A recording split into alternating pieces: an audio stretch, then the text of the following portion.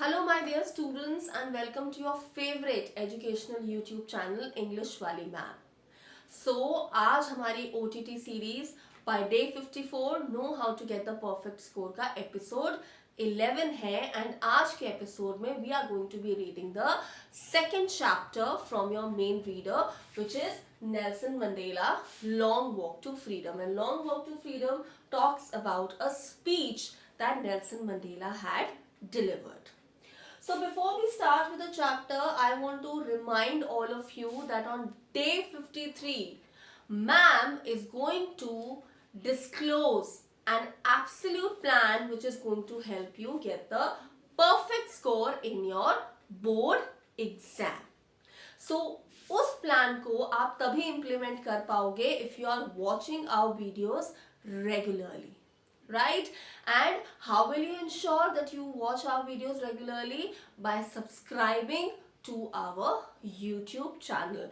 And as I've previously told you, do like and share this YouTube channel with your friends. The videos you should share with your friends so that they can also subscribe to the channel and all of you can get a perfect score in your English exam and then have a celebration together because जब सारे friends एक साथ party करते हैं तो उसका मजा कुछ और ही होता है. Correct? So now let us move back to the chapter number 2. Now when we started with the OTT series and when I explained you how do you revise a chapter, I told you that you are supposed to understand or revise a chapter in a flowchart manner. However, for this chapter, because this is not really a story, it is talking about an incident in which Nelson Mandela is delivering a speech. So there are certain excerpts from his speech that are being given in this chapter.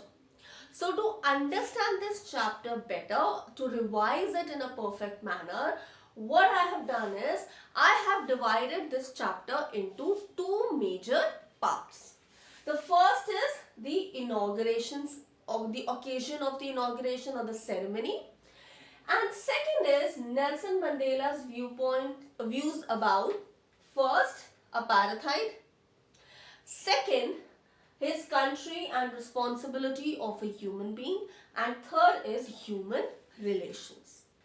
Now while you are watching this video, I want all of you to have your textbook handy. In fact, whenever you're watching videos by English वाली ma'am, make sure कि जो भी chapter पढ़ाया जा रहा है उसकी textbook you should have handy because आपने previous videos में भी देखा होगा that I read text from the book itself. Okay, and why this text is important? Because in your exam, of course you are allowed to use your own language, but you need to give more importance to NCERT language because that is what is going to help you score marks. And by the last episode, when we would be able to complete the revision of all the chapters, I am going to disclose you an examiner's secret. जो आपके paper check करते हैं ma'am या sir, उनका एक secret ma'am reveal करेंगी. Okay, and उस secret को रिवील करने से if you understand and you use that secret in your exam, you are sure to get a perfect score. Okay, and the examiner will also be very much impressed by you. Okay, so let us start with the revision of the chapter. So first of all, the inauguration. This chapter describes an occasion called as the inauguration, and this is taking place on 10th May 1994. What is the importance of this ceremony, of this occasion?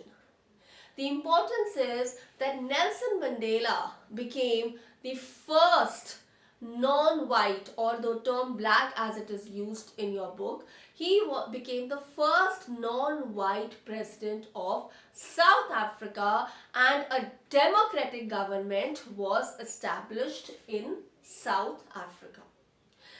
And it was for many, many years that South Africa was under the white supremacy, because of which people were subjected to very harsh conditions. So, similar to what India was facing under the British rule, exactly the same conditions the people of South Africa suffered under the white supremacy. And again, there were discrimination of various sorts, wherein there were separate beaches, there were separate parks, there were separate libraries, and even separate means of transport for the whites and for the non-whites. And in a nutshell, the non-white population in their own country were not allowed to practice basic human rights. So India में जैसे Mahatma Gandhi is one of the pioneers of the freedom struggle. For South Africa, it is Nelson Mandela. Alright, so this inauguration is taking place on 10th May of 1994, and this chapter is basically certain excerpts from his speech that he had given on this particular occasion. Alright, and if you read the introduction of the chapter, so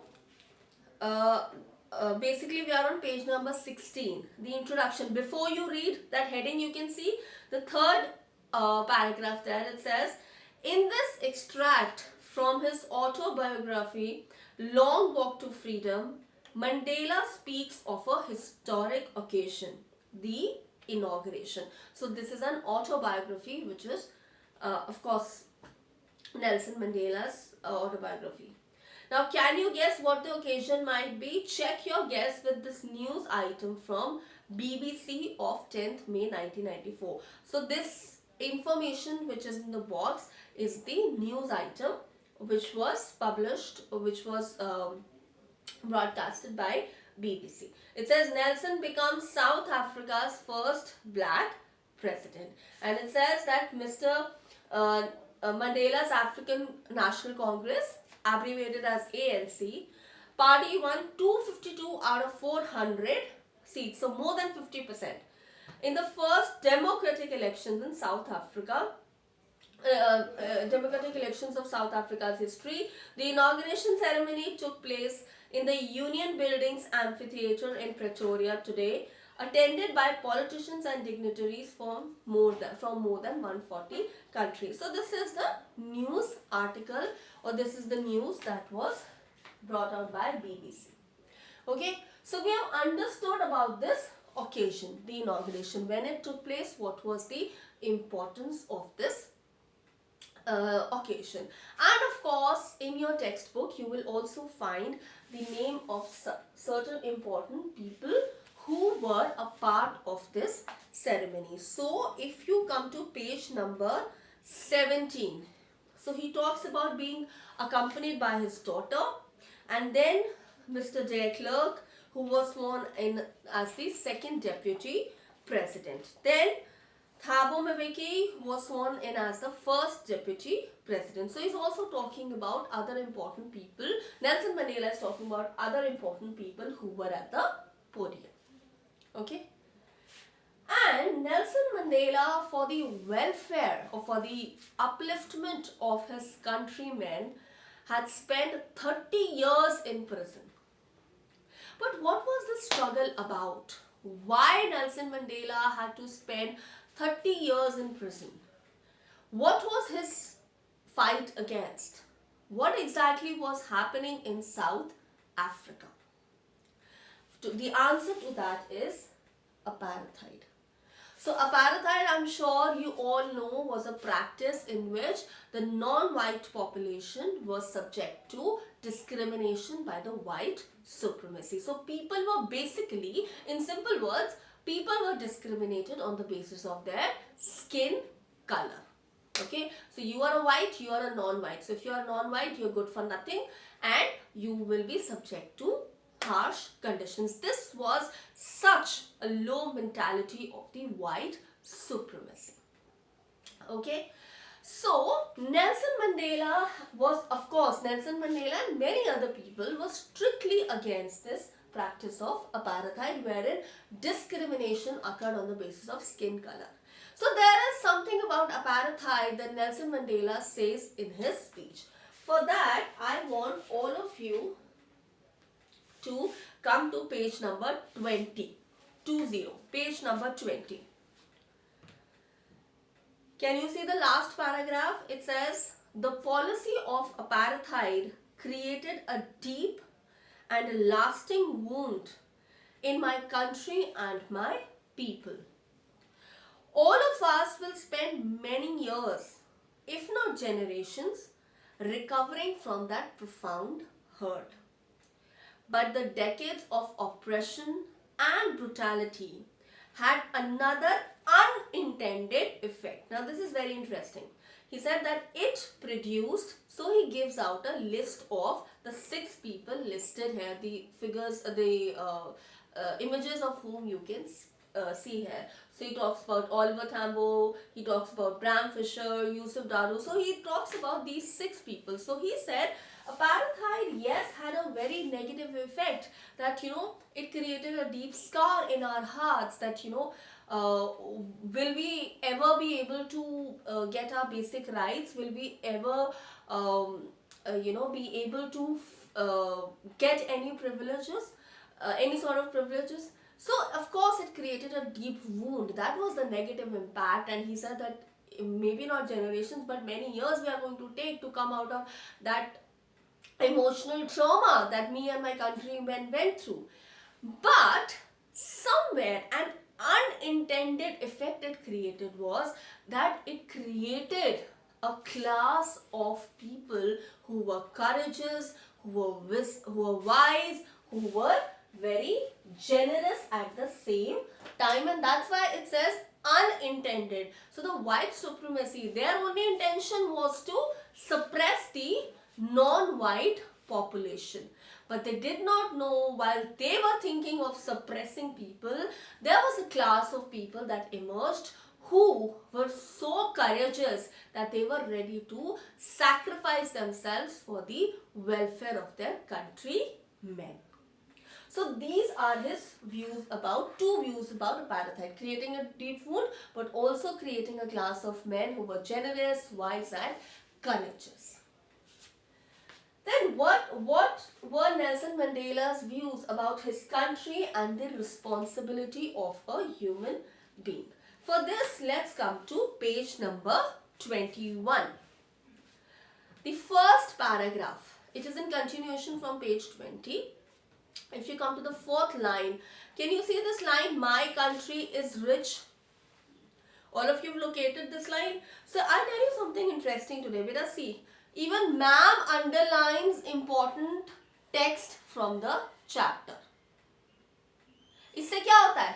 The moment I open the chapter, I know whatever I've underlined is very important. So even you should be in a habit, while you are even listening, you're watching this video, keep underlining these important sentences that I'm talking about. So it says, my country is rich in the minerals and gems that lie beneath its soil, but I have always known that its greatest wealth is its people, finer and truer than the purest diamonds. So he says that yes, my country has a lot of material benefits, but more than that, the true gem or the true asset of the country are its people.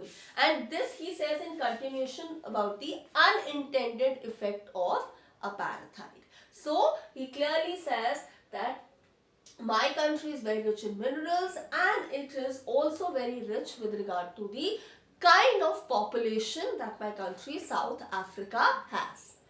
And then the responsibility of a human being, wherein on the same page he talks about a twin obligation. On page number 21, the last paragraph, he says, in life every man has twin obligations. The first is of course towards his family, his parents, his children, his wife. Okay, so to immediate family.